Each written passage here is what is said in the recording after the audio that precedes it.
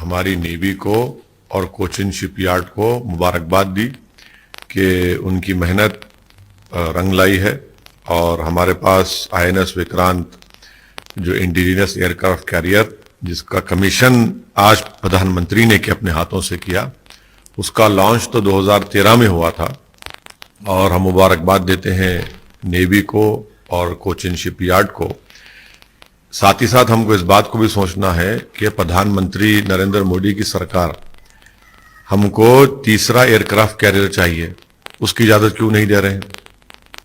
उसी नेवी में हमको 200 शिप की जरूरत है, हमारे पास सिर्फ 130 है, क्यों नहीं दे रहे इसका परमिशन?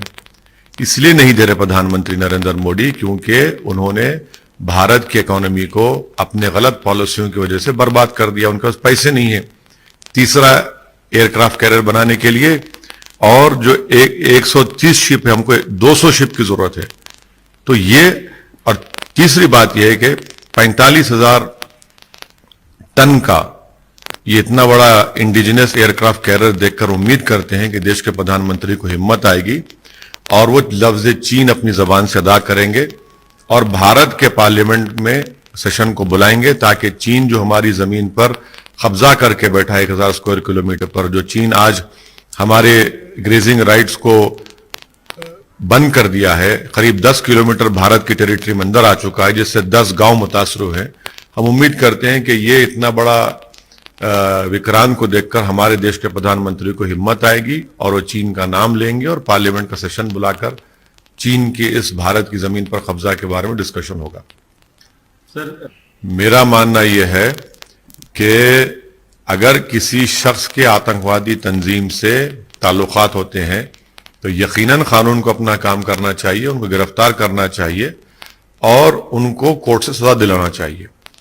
मगर असम में बोगैगांव में जो मदरसे को डिमोलिश किया गया वो कंडेमनेबल है, इसलिए कि हेमंत बिस्वा शर्मा की सरकार ने सिर्फ 12 घंटे का टाइम दिया नोटिस देकर, हां, और वो बिल्डिंग 3 साल से मदरसे की वहां पर बनी हुई है।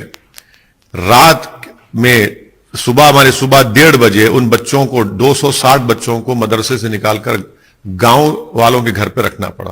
ये कौन सा इंसाफ है बताइए आप? और आप नोटिस में ये नहीं कहते, नोटिस में कहते कि सेक्शन 26 डिजास्टर मैनेजमेंट का वायलेशन किए। भाई 3 साल से बिल्डिंग खड़ी, आपको याद नहीं आया?